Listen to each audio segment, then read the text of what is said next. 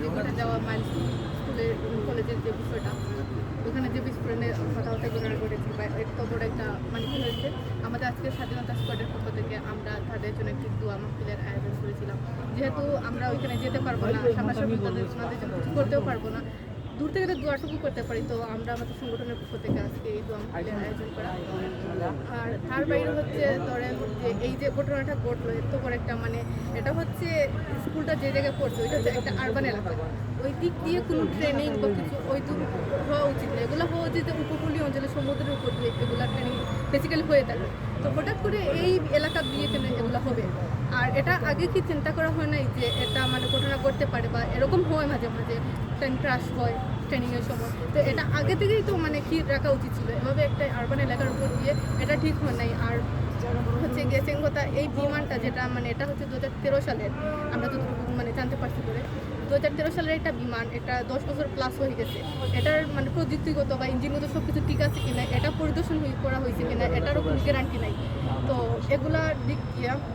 এগুলো তদন্ত করা উচিত। তারপর আমরা দেখলাম যে লাশের সংখ্যাটা মানে গোপন করা হচ্ছে, আমরা মানে অনেক যারা বাবা মারা বলছেন, অনেক বাবা মা যারা তাদের সন্তান হারাইছেন বা যারা উদ্ধার কাজ করছেন, অনেকে বলতেছেন যে কেউ বলছে আমরা তো 20 জন এরকম উদ্ধার করছি, এরও মানে অনেক সংখ্যা, কিন্তু আমরা যখন মানে ওনারা মানে যেটা পাবলিশ করলেন যে 22 জন বা 30 জন এরকম নাকি মানে হয়েছে, একটা স্কুল এত বড় একটা স্কুলে পুরো বিল্ডিং নষ্ট হয়ে গেছে, এখানে 20 জন মানে আর 30 জন স্টুডেন্ট মারা যাবে, এটা কোনো কথা? পুরো বিল্ডিং যে জায়গায় মানে ছাই হয়ে গেছে, কিছু স্টুডেন্ট পাচ্ছে তাদের অবস্থাও কি মানে আশঙ্কাজনক আপনারা আমরা জানি, আর যারা মানে কি হয়েছে অর্ধেক স্টুডেন্টই তো মানে ভিতরে ছিল, সবাইকে উদ্ধার করা যায়নি, তাহলে এত কম স্টুডেন্ট কেমনে হয়? এটা আমাদের মানে তদন্ত করে আমাদের এটা জানাইতে হবে। আর হচ্ছে আপনারা অনুদান দিচ্ছেন, টাকা দিচ্ছেন, এটা তো কোনো বাবা মা এটা চাই না যে আমার বাচ্চা মরছে এখানে আমাকে টাকা দেন, অনুদান দেন, এটা কেউ চাই না, এটা চাই যে একটা সুষ্ঠু তদন্ত চাই আমরা, যে মানে কি হয়েছে এটা আমরা কি চাই, বিচার চাই, বা এরকম হয়েছে কেন এটা যাতে আর কোনো বাবা মা তাদের সন্তান না হারায়, এই মানে এর প্রতিবাদ নিয়ে এর কিটা চাই, কিন্তু এটা তো আমরা পাই নাই। উল্টা ওনারা একটা অনুদান দিয়ে দিলেন, তারপর বললেন যে এই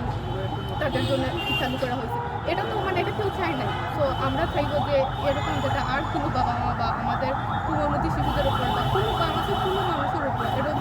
এরকম যেন কোনো মানে দুর্ঘটনা না আসে, এরকম কোনো বাবা মা তাদের সন্তান না হারায়, এর জন্য আমাদের এই সুষ্ঠু তদন্ত চাই, সুষ্ঠু বিচার চাই, কিংবা এই যে